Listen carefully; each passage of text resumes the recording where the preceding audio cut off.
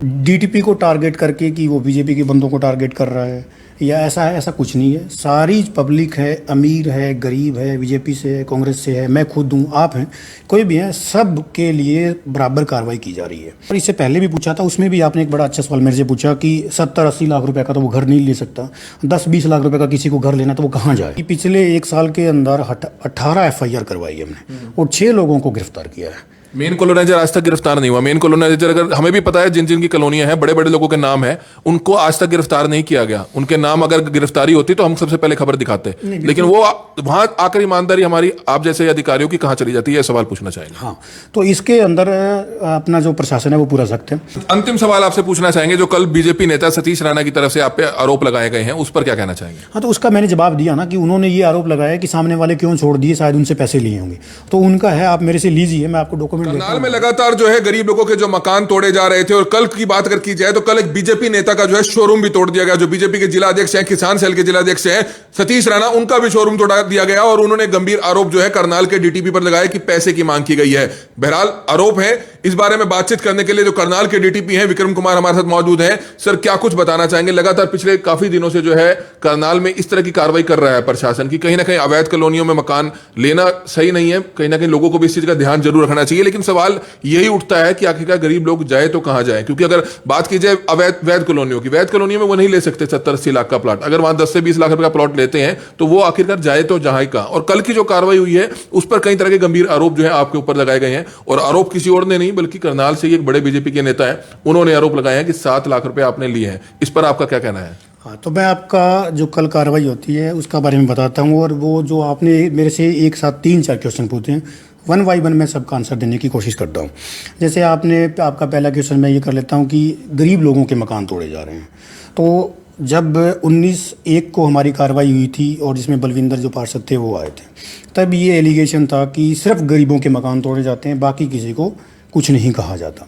उसके बाद भी और उससे पहले भी शोरूम तोड़े गए हैं, जो गोगड़ीपुर रोड पे भी था, मैंने उसका रेट भी पता करवाया है। वहाँ पे बनने के बाद 55 लाख रुपए के आसपास का एक शोरूम का प्राइस आता है।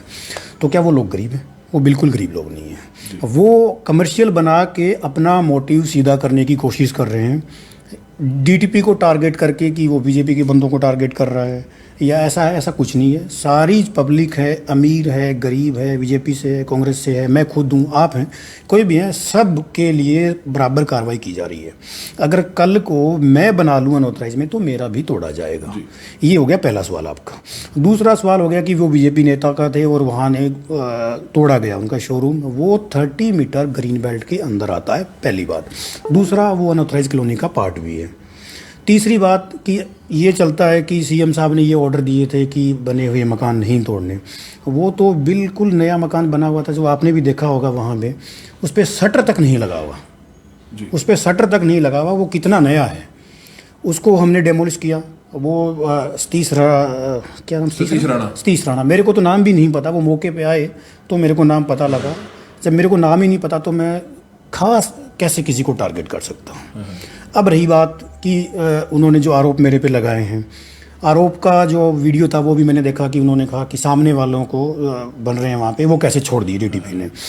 तो मैं आपको यहाँ पे 2 बातें स्पेसिफाई करना चाहूँगा कि 2 तरह के अर्बन एरिया होते हैं। एक अर्बन एरिया होता है हमारा सिंपल वाला, जो एमसी की लिमिट के बियॉन्ड 5 किलोमीटर होता है। एक होता है हमारा 7A नोटिफाइड एरिया, उसको डीटीपी और director town country planning notify करवाता है। तो जो 7A से बाहर नोटिफाई हैं उनकी रजिस्ट्री की जा सकती है, लेकिन 7A के अंदर जो है उसकी रजिस्ट्री बंद है, नया पोर्टल बन चुका है, तो उनकी रजिस्ट्रियाँ नहीं हो सकती। कल जो एरिया हमने तोड़ा वो 7A से बाहर पड़ता है, तो वहाँ पे गवर्नमेंट की जो पॉलिसी है उसके हिसाब से रजिस्ट्री आज भी अलाउड है। तो अलाउड है इसलिए तहसीलदार ने किया। अब तहसीलदार को बीच में घसीटने की तो कोई ज़रूरत है नहीं उसमें कि तहसीलदार ने कैसे रजिस्ट्री कर दी। जब उसका एक्ट, हमारा एक्ट कह रहा है कि वो वहाँ पे कर सकता है तो उसने कर दी होगी उसके अंदर। हाँ, वो अलग बात है कि अनऑथराइज कॉलोनी है, नहीं करनी चाहिए, वो हम एक सैद्धांतिक तौर पे कह सकते हैं सर। लेकिन सबसे बड़ा वही सवाल उठता है कि आम आदमी या जो कम पढ़ा लिखा है, कल जिस तरह से एक ड्राइवर का मकान वहां पर तोड़ा गया, वो कोई अच्छी कॉलोनी में मकान नहीं ले सकता 70 लाख का। हर आदमी अमीर नहीं है। अगर उसने वहां पर मकान लिया, उसकी रजिस्ट्री हुई, उसका बिजली का मीटर लगा, उसका पानी का कनेक्शन लगा, तो आखिरकार जब रजिस्ट्री कराने जाते हैं तब तहसीलदार ये क्यों नहीं कहते अवैध हुई है? इस पर क्या कहना चाहेंगे? जैसे आपने अभी भी पूछा और इससे पहले भी पूछा था, उसमें भी आपने एक बड़ा अच्छा सवाल मेरे से पूछा कि 70-80 लाख रुपए का तो वो घर नहीं ले सकता, 10-20 लाख रुपए का किसी को घर लेना तो वो कहाँ जाए। तो हमारी दीनदयाल जो स्कीम है उसके अंदर प्लॉट भी सस्ते हैं, अप्रूव्ड हैं, 40+ कॉलोनियाँ अप्रूव्ड कॉलोनियाँ करनाल के अंदर है। ये बहुत बड़ा डाटा है। हम कुरुक्षेत्र करनाल की या कैथल की बात करें, कैथल के अंदर अब 3 लाइसेंस हैं, हम पहुंच गए हैं 40+ लाइसेंस पे और टोटल लाइसेंस जो है वो 67 है। हम कहीं ना कहीं एक प्लान वे में जा रहे हैं। सीएम साहब का, डीसी साहब का, डायरेक्टर साहब का भी सख्त रुख है इसके अंदर और उनको भी पता है कि हम प्लान वे में जा रहे हैं। 67 लाइसेंस सर, आपको ये भी पता होगा जो दीनदयाल उपाध्याय के तहत जो कॉलोनियां काट रहे हैं वही कॉलोनाइजर्स की यही कॉलोनियां हैं, तकरीबन की वही कॉलोनियां है। दीनदयाल के नाम से जो है किस तरह से एक फर्जी बड़ा हो रहा है, अगर उसकी भी अगर आप गहनता से छानबीन करेंगे तो करनाल में ऐसे कई बड़े बड़े प्रोजेक्ट हैं जो 3 साल पहले प्लॉट बेच दिए लेकिन आज तक उनको मकान नहीं मिले। ये भी आपको पता चला हुआ, डिस्प्यूट चल रहे हैं करनाल में, 1-2 प्रॉपर्टी डीलर्स के चल रहे हैं, वो भी दीनदयाल उपाध्याय के तहत जो है प्लॉट बेचे गए थे लेकिन आज तक लोगों को मालिकाना हक नहीं मिला वहां पे। ये बिल्कुल आपने दुरुस्त बात बताई है मेरे को, इस बात से मैं बिल्कुल सहमत भी हूँ और मुझे पता भी है कि जिन लोगों की दीनदयाल कॉलोनियाँ हैं उन्हीं की अनऑथराइज कॉलोनियाँ हैं। तो अभी वो लोग मेरे ऑफिस में भी आते हैं और मेरे से पूछ के भी जाते हैं कि जी हमें दीनदयाल के अंदर कॉलोनी काटनी है, क्योंकि हमारी कार्रवाई देख के, रजिस्ट्रियाँ बंद देख के, सरकार का सख्त रुख देख के उनको भी बात समझ में आई है कहीं ना कहीं। तो उन लोगों से भी हमारी पहले भी अपील रही है, अब भी अपील है, उन लोगों को कहीं ना कहीं समझ में आया है। लगता है कि सरकारी नाम दीनदयाल उपाध्याय जोड़कर सिर्फ वही है कि अवैध कॉलोनियों को वैध बताने वाली बात हो जाएगी, लेकिन रहेंगी तो कहीं ना कहीं अवैध कॉलोनियां। या सरकार का लाइसेंस मिल गया कि सरकार सस्ते दामों पर दे रही है लेकिन वो लोग आके सस्ते दामों पर तो नहीं देते प्लॉट। नहीं, ये है कि दीनदयाल में जो कॉलोनी है उसके लिए आप वेरीफाई कर सकते हो डीटीपी ऑफिस में आके कि कौन सी दीनदयाल है। अभी मैं आपको बताता हूँ, किसी एक बंदे ने मेरे को मेल करके पूछा कि जी मेरे को एक प्लॉट खरीदना है, मेरे पास मेल आया उसका, जी मैं कौन सी कॉलोनी में खरीदूं। मैंने उसको पूरे की पूरी करनाल में जितने भी लाइसेंस कॉलोनी सबकी एक लिस्ट भेज दी, भी ये अप्रूव्ड कॉलोनियों की लिस्ट है, आप जहां मर्जी चाहो खरीद लो। तो वो वेरीफाई कर सकते हैं। जैसे किसी बंदे के नाम पे एक अप्रूव्ड है और एक अप्रूव है, तो हो सकता है कि बंदा पजल हो जाए कि पता नहीं कौन सी अप्रूव है कौन सी अप्रूव है, लेकिन पता लग जाता है। आपको पार्क्स मिलेगा, स्कूल की साइट मिलेगी, कम्युनिटी सेंटर मिलेगा या कम्युनिटी सेंटर की साइट छोड़ रखी होगी, आइडिया हो जाता है कि ये अप्रूव्ड है। 99 मीटर के रोड मिलेंगे आपको। अगर फिर भी नहीं है तो डीटीपी ऑफिस में आके आप पता कर सकते हैं। एक बात मेरी बीच में रह गई थी, तो वो ये था कि दीनदयाल के अंदर यहाँ पे काफ़ी सारे सेक्टर 35 की साइड और काफ़ी जगह पे विला बना रखे हैं या फ्लैट बना रखे हैं, वो 10 से 20 लाख के बीच में आते हैं। तो लोगों को बिल्कुल कोई उसमें ऐसा नहीं है कि हमें प्लॉट ही लेना है, वो उसमें जा सकते हैं, विला में जा सकते हैं, ये एक ऑप्शन हो सकता है। आपको भी पता है वहां पर कैसी होती है, आप खुद अल्फा और इसके मामले सुलझा रहे हैं कि ना ही वहां पर रोड्स की कंडीशन होती है, ना ही पानी की दिक्कत है, और बतेरी दिखते हैं वहां पर रोजाना टैक्सेस लगा दिए जाते हैं। आज फलाना का टैक्स लगा दिया, साल का इतना खर्चा लगा दिया, वो बहुत महंगा पड़ता है। इतना तो आपको भी सामने भी कंप्लेंट्स आती होंगी जो रियल एस्टेट कंपनियों की आप बात कर रहे हैं कि 20 से 25 लाख का फ्लैट मिल जाएगा, लेकिन जमीनी हकीकत से वो बहुत परे है। नहीं, इसमें जैसे आप अभी देख रहे थे कि मैंने एक कंपनी को बुलाया हुआ है अभी ना, हम इस पे भी अभी कंटिन्यू रिव्यू रखेंगे। हमने 2 कंपनियों को, एक कंसल को और एक अल्फ़ा को रिव्यू किया है। अभी आगे भी हम इनको रिव्यू करेंगे और जो भी इन कॉलोनियों में समस्याएं, हमारा काम सिर्फ यही थोड़ा है कि हम तोड़ते ही रहें। हमारा काम जो ये भी तो है कि जो अप्रूव्ड कॉलोनियाँ हैं उनमें जो समस्याएं हैं उनको भी हम सुलझाएं। आपको कितना समय हो चुका है करनाल में ज्वाइन किए हुए? करनाल में मेरे को 2 साल होने वाले। तो कौन कौन से डिपार्टमेंट्स हैं आपके पास? नगर निगम और करनाल? नगर निगम का मैं काम देखता हूँ, एडिशनल चार्ज है मेरे पास, मेरा पेरेंट डिपार्टमेंट है और ये मैं एडिशनल चार्ज, ये मेरा मेन चार्ज। तो लोगों का तरफ से एक सवाल पूछ रहे हैं, जैसे कि आपने बताया कि मैंने कभी आज तक रिश्वत नहीं ली, मेरे 7 लाख रुपए के जो आरोप है वो झूठे लगे हैं बीजेपी नेता की तरफ से। एक सवाल हम आपसे एक बतौर पत्रकार और एक करनाल के आम नागरिक के तौर पर पूछना चाहेंगे। 2 साल आपको डीटीपी के तौर पर हो चुके हैं, आपने कई मकान तोड़े, कई घर तोड़े। एक सवाल आपसे ये है कि उन मकानों को जहां पर आपने तोड़े, जहां पर शोरूम्स तोड़े, उनके किसी कॉलोनाइजर के खिलाफ कार्रवाई हुई है आज तक? कोई कॉलोनाइजर अरेस्ट हुआ आज तक? हमारे सामने तो नहीं है ऐसा कि कोई कॉलोनाइजर अरेस्ट हुआ और कार्रवाई हुई हो किसी? नहीं, मैं बिल्कुल मीडिया के माध्यम से और न्यूज़पेपर में भी निकलवाऊंगा कि पिछले 1 साल के अंदर 18 FIR करवाई हमने और 6 लोगों को गिरफ्तार किया है। मेन कॉलोनाइजर आज तक गिरफ्तार नहीं हुआ। मेन कॉलोनाइजर, अगर हमें भी पता है जिन जिन की कॉलोनियां हैं, बड़े बड़े लोगों के नाम हैं, उनको आज तक गिरफ्तार नहीं किया गया। उनके नाम अगर गिरफ्तारी होती तो हम सबसे पहले खबर दिखाते, लेकिन वो वहां आकर ईमानदारी हमारी आप जैसे अधिकारियों की कहां चली जाती है, सवाल पूछना चाहेंगे। हाँ, तो इसके अंदर अपना जो प्रशासन है वो पूरा सख्त है।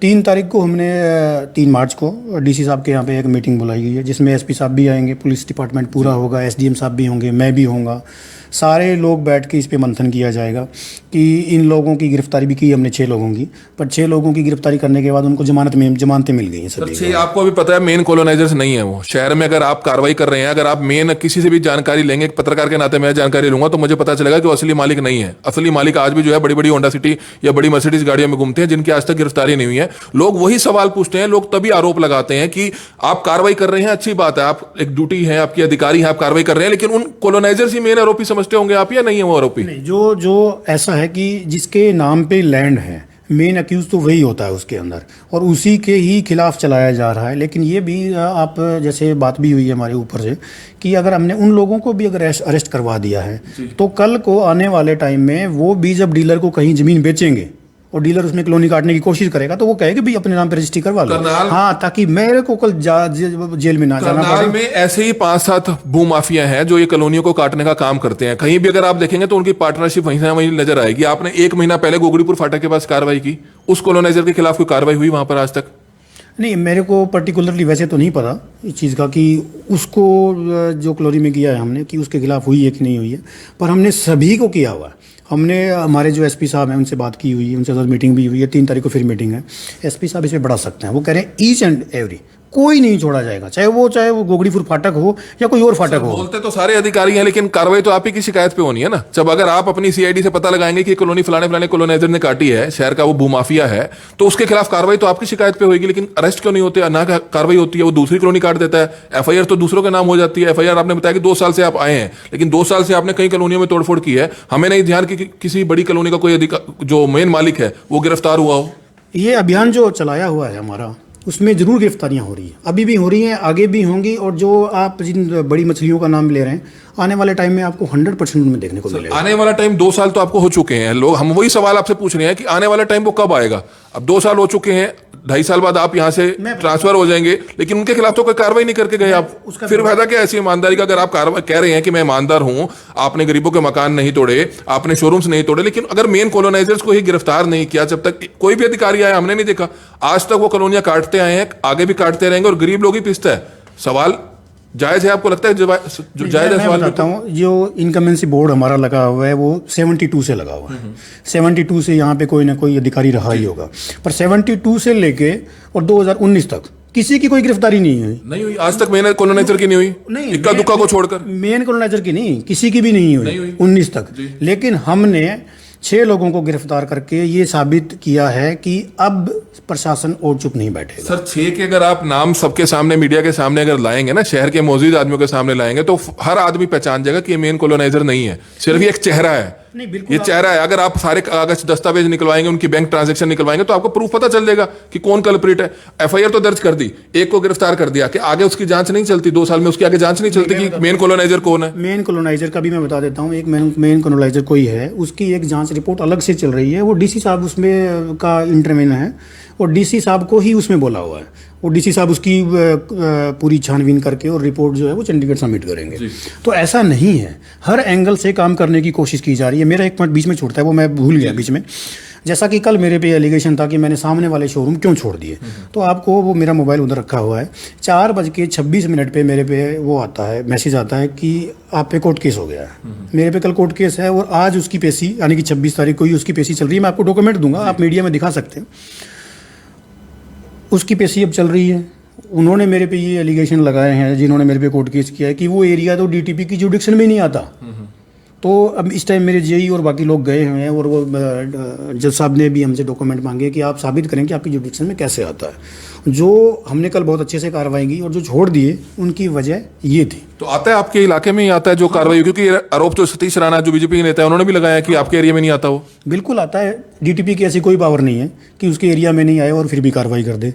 हम भी अपनी जॉब को सिक्योर करके, हमें भी प्रशासन को जवाब देना है, चंडीगढ़ तक जवाब देना है, सीएम सिटी में बैठे हैं, सीएम साहब को जवाब देना है। तो जो हमारी जुडिक्शन के अंदर है हम उसी में काम कर सकते हैं, उसके बाहर काम ही नहीं कर सकते। उसी शोरूम के सामने कोई एक और शोरूम था, मैं उसका भी आपको एक बता देता हूँ। कोई धर्मकांटा वो लग रहा था। अब कोई कह दे कि डीटीपी ने वो कैसे छोड़ दिया, वो कोई कॉलोनी का पार्ट नहीं है। कॉलोनी का पार्ट नहीं, इसलिए वो डीटीपी की जुडिक्शन से बाहर है।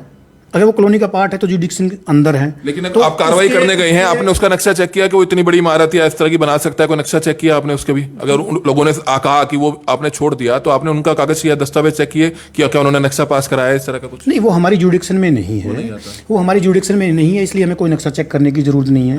वो इंडिविजुअल स्ट्रक्चर है, उससे डीटीपी ऑफिस से परमिशन लेने की कोई ज़रूरत नहीं है। उसकी जुडिक्शन जो है वो है PWD B&R। क्यों? वो 30 मीटर ग्रीन बेल्ट के अंदर है, अकेला स्ट्रक्चर है। जो सतीश राणा जी और वो तोड़ा गया है वो अपना कॉलोनी का पार्ट है, वो मेरी जुडिक्शन है। मैं मेरी जुडिक्शन में काम करूंगा, दूसरी की जुडिक्शन में काम नहीं कर सकता। तो इस तरह की बात कुछ निकलकर सामने आई थी कि किसी का लेंटर जब डल जाता है, कल जो एक मकान हमने आपको बताया कि वो 6 महीने साल पहले बनना शुरू हुआ था, लेकिन वो मकान बन गया, लेंटर डल गया, दरवाजे उसमें लगने थे, उन्होंने लोगों ने रहना था, गरीब लोगों ने, लेकिन कल जाके आपने पूरा मकान उसका तोड़ दिया। और वो लोग काफी जो है सरकार को, प्रशासन को, अधिकारी को आपको कोसते हुए नजर आ रहे थे। वो रजिस्ट्री दिखा रही थी, महिला रो रो कर रजिस्ट्री दिखा रही थी कि हमारा अगर मकान अवैध है तो हमारी 100 गज की रजिस्ट्री क्यों हुई है। तहसीलदार साहब से पूछो, सीएम साहब से पूछो तो वो कहते हैं कि 100 गज में जो है एग्रीकल्चर है, कर सकते हैं। क्या 100 गज में कोई आदमी सब्जी उगाएगा? नहीं, है तो प्लॉट के लिए ही है। ऐसा नहीं है कि 100 गज में है तो उसकी रजिस्ट्री हो जाएगी। 100 गज के तो करनाल में भी बहुत सारे प्लॉट हैं, उनकी रजिस्ट्री क्यों नहीं हो रही आज? वो इसलिए नहीं हो रही क्योंकि करनाल का जो एरिया है वो 7A के अंदर है। मैं आपको पहले भी बता चुका हूँ, वो जो एरिया है 7A के बाहर है, 7A के बाहर है, इसलिए उसकी रजिस्ट्री हुई है। अगर 7A के अंदर होता तो वो चाहे 10 गज का होता, वो कभी रजिस्ट्री नहीं होगी। एक आपने नगर निगम में भी आप डीटीपी के तौर पर हैं, कहीं ना कहीं आप भी जांच में उसमें शामिल हुए होंगे। नो ड्यूज सर्टिफिकेट घोटाला सामने आया पिछले दिनों, 15-20 दिन पहले एफआईआर दर्ज हुई है, एफआईआर दर्ज हो चुकी है।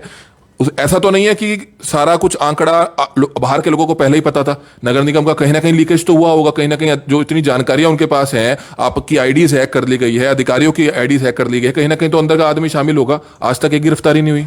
नहीं, नो ड्यू सर्टिफिकेट का जो मामला है उसमें मेरे को कोई काम असाइन नहीं किया हुआ वहाँ में। मैं उसमें ना मैंने कोई आईडी बनवाई है, ना बनाई है, ना मेरे को कोई काम सौंपा गया है कमिश्नर की तरफ से। वो कोई दूसरे अधिकारियों को सौंपा गया है, वही बता सकते हैं। लेकिन लगता तो है ना कि अभी तक कोई कार्रवाई नहीं हुई, कोई अधिकारी गिरफ्तार नहीं, कोई कर्मचारी बाहर का जो दलाल बाहर के लोगों के नाम आ रहे हैं उनकी आज तक गिरफ्तारी नहीं हुई। नहीं, मैंने तो सिर्फ मीडिया के माध्यम से और ऑफिस के जो माध्यम, वहाँ पे जो बातचीत होती है कि हाँ ये हो गया वो हो गया, मुझे तो उसी चीज़ से पता लगा है कि कुछ रजिस्ट्रियाँ हुई हैं और कोई आईडी हैक करके की गई, उसमें कोई नंबर भी काफ़ी सारे 9 और उसके पीछे एक 0 है शायद, उस नंबर से की गई है। साइबर सेल में उसकी इंक्वायरी चल रही है। कमिश्नर साहब तो इस पर काफ़ी सख्त है, मेरी बात हुई थी उनसे वैसे, तो वो भी करवा रहे हैं।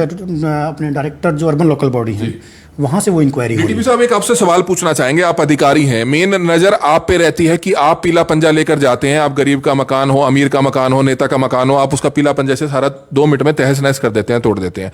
लोग सिर्फ सवाल ये पूछते हैं कि आपको भी थोड़ा बताना चाहिए कि रजिस्ट्री क्यों होती है, क्यों, लोग कैसे बचें इससे? जैसे आपने बताया कि अवैध कॉलोनी में मकान ना लें, तो कैसे बचें अगर रजिस्ट्री, क्योंकि जिसने एजेंट ने, कॉलोनाइजर ने मकान बेच दिया कि आप जाइए वहां पर आपकी रजिस्ट्री हो जाएगी, आपको कोई दिक्कत नहीं आएगी। तो मेन तो कहीं ना कहीं जो एक किस्म का लोगों को एक मिसगाइड करते हैं, मिसगाइड करके अपने प्लॉट बेचते हैं, असली कसूरवार तो वही होंगे।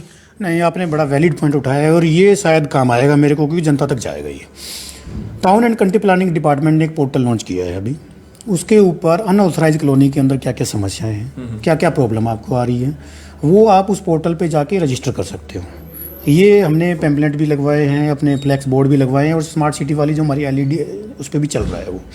तो जो भी रेजिडेंट हैं उसके RAW के हैं या कॉलोनाइजर जो जिसने काट भी दी कॉलोनी, उन लोगों से है कि आप उस पर जाएँ, समस्याएँ दर्ज करवाएँ।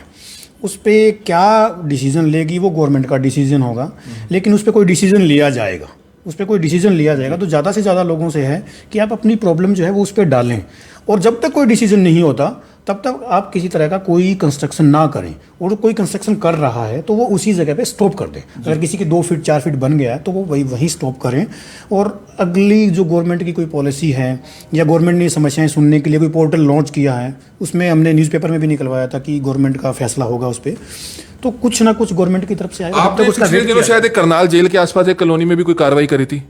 हाँ, तो उसके मेन कॉलोनाइजर्स के जो नाम है हर आदमी को पता है कौन है, शहर के कई अच्छे चर्चित चेहरे हैं जिनके नाम उसके पीछे आ रहे हैं। आपने वहां पर पीला पंजा चलवाया, कार्रवाई दोबारा एक बार हुई, लेकिन वहां पर काम हो रहा है, प्लॉट अभी भी बिक रहे हैं, रजिस्ट्री अभी भी हो रही हैं।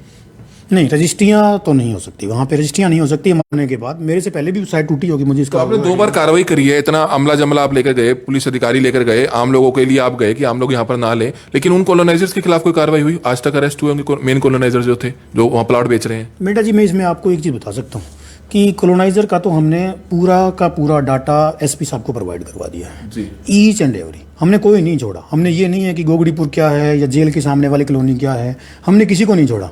हमने सारे करवा दिए हैं। एफआईआर लॉन्च होने की जो बात है वो टिल डिपार्टमेंट से मैं आपको डाटा बता सकता हूँ। हमने एक पोर्टल बनाया है, उसके अंदर हम एक एक चीज़ फीड कर रहे लेकिन हैं। कानून में प्रावधान है जो लोग गरीब लोगों को बहला फुसला करके उनकी कॉलोनी वैध है, उनकी कॉलोनी वैध हो जाएगी। जो लोग ये प्लॉट बेचते हैं, जो बड़े कॉलोनाइजर्स हैं, बड़े रसूखदार हैं, राजनीतिक पार्टियों से जुड़े हुए लोग हैं, उनके खिलाफ क्या कार्रवाई बनती है कोई?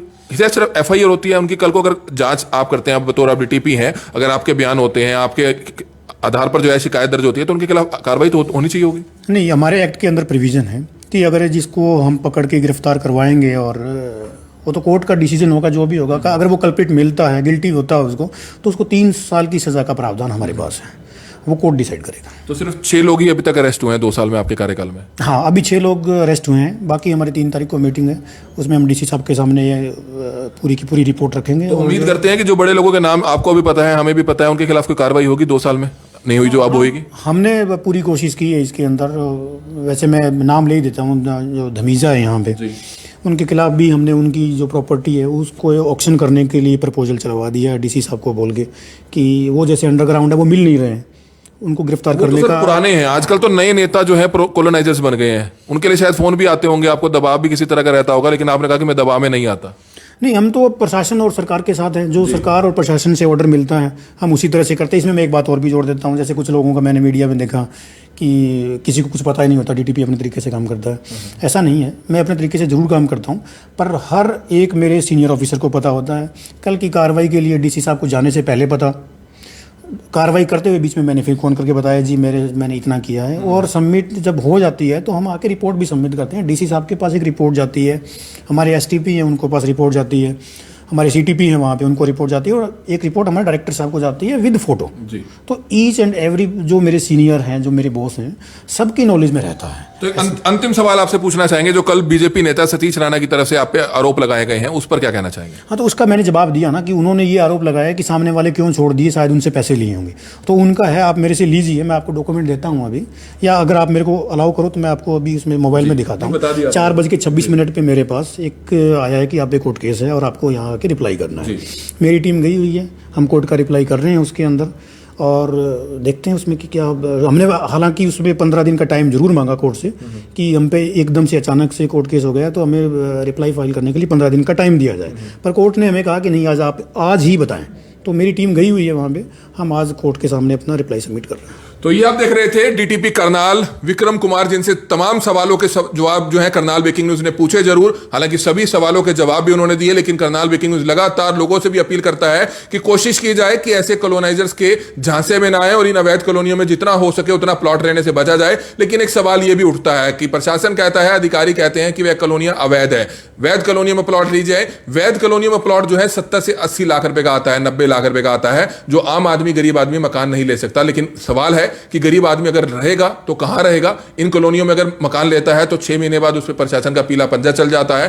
तो रजिस्ट्री उनके पास होती है, सरकारी फीस उन्होंने जमा कराई होती है, बिजली का मीटर उन्होंने लिया होता है, सब कुछ होता है, लेकिन उसके बावजूद भी प्रशासन का पीला पंजा चल जाता है। लेकिन सवाल एक करनाल ब्रेकिंग न्यूज का भी है। 2 साल से करनाल में डीटीपी के तौर पर जो है विक्रम कुमार जी यहां पर कार्यरत है, लेकिन हमें भी इतना पता है कि जिन कॉलोनियों में कार्रवाई हुई है, हालांकि उनका कहना है कि 6 कॉलोनाइजर्स के खिलाफ कार्रवाई हुई है, 6 लोगों के खिलाफ हुई है, लेकिन जो मेन कॉलोनाइजर्स हैं, बड़े बड़े शहर के लोग भी उनको नाम जानते हैं, बड़े बड़े राजनेताओं के भी साथ भी उनके संपर्क हैं, यहां तक कि राजनेताओं की भी हिस्सेदारी उन बड़ी बड़ी कॉलोनियों में है, जो खुलेआम जो है कॉलोनियां करनाल में कट रही हैं। लेकिन उनके नाम आखिरकार प्रशासनिक कार्रवाई में आने से पहले क्यों दब जाते हैं, यह सवाल भी एक बड़ा गंभीर है। और आने वाले समय में मुख्यमंत्री हरियाणा मनोहर लाल खट्टर जी से भी ये सवाल पूछेंगे। और जैसा भी डीटीपी साहब ने कहा कि ये जो कार्रवाई है करनाल के एसपी गंगाराम पुनिया ने करनी है, उनके पास ये सारी रिपोर्ट जो है सबमिट करा दी जाती है, लेकिन वो रिपोर्ट आगे जांच क्यों नहीं आगे बढ़ पाती, और मेन कॉलोनाइजर्स के खिलाफ आखिरकार क्यों कार्रवाई नहीं होती है, जबकि मेन कल्प्रिट वही है जो लोगों को झांसे में देकर लोगों को किस तरह से जो है बहला फुसला करके उनकी कॉलोनियां कल को अवैध